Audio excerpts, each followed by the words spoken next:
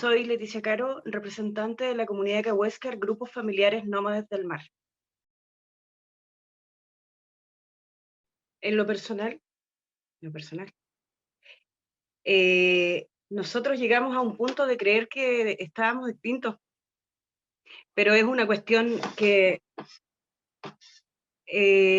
la gente tenía vergüenza de decir que era Cahuéscar. Cuando yo era chica, por lo menos, mi papá no decía que era indígena siquiera, de ninguna clase. Y fueron expuestos a mucha discriminación. Entonces, además en la ciudad, porque mi abuela y mi papá llegaron a Natales por ahí por el año 70 o 68, y las realidades distintas, súper distintas, y la discriminación muy fuerte además. Entonces, de alguna manera se extingue la forma en que uno se identifica y también la forma en que los antiguos ven el mundo, porque se produce como una fusión entre varias situaciones, y eso ha provocado mucho daño a los pueblos indígenas, pero yo creo que en general como a todos, y así muchos abusos. Entonces, esas personas, él se murió, él se murió buscando una reivindicación, quería que le devuelvan sus playas. Él quería volverse al Malte con un mensaje de decirle a sus antiguos que había recuperado las playas y el mar, para que puedan volver a recorrer. Sin embargo, él murió quizás con más de 100 años y no pudo llevar ese mensaje. Así es que ese mensaje tenemos que recogerlo y tratar de avanzarlo para que él lo pueda recibir alguna, cuando a nosotros nos toque viajar al Malte. Eh, Creo que eso es como el pueblo cahuéscar necesita ser libre. Eh, Creo que eso lo puedo decir como en el nombre del pueblo cahuéscar. Necesita ser libre. Pero también necesita que el Estado deje de ser asistencialista con él. Uno tiene que depender de ciertas políticas estatales y debe cumplirlas como todas las personas que habitan en un territorio. Pero también debemos ser capaces de formar nuestras propias políticas, y tienen que ver con la cultura, y tienen que ver con la forma de recuperación, que tienen que ver con la forma de seguir siendo cahuéscar. Si nosotros nos volvemos igualitos que todas las personas que caminan aquí y olvidamos las memorias y lo poco que nos va quedando lo dejamos a un costado, entonces en el futuro sí que no van a ver cahuéscar. Porque por último, ahora tenemos un pelito de visión. Y creo que esas son las necesidades y las prioridades más importantes. Que se respete el territorio y sus habitantes. Eh,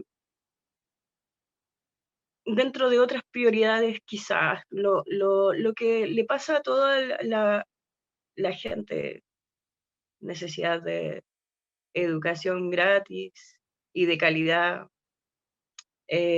poder llegar a la universidad sin tener que preocuparse de cómo la van a pagar.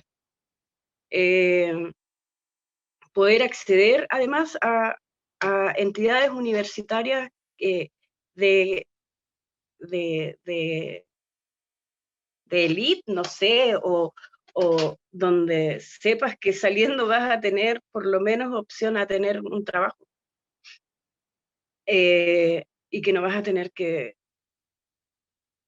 esperar a que te digan, pero tú vienes de la Universidad de Magallanes, entonces no, De ahí salen súper mal los abogados, porque a veces uno lo escucha. Y lo digo porque mi hijo estudia en la Universidad de Magallanes y estudia Derecho. Pero no tenemos opción de pagar otro, por ejemplo, de pagar una universidad fuera, por ejemplo.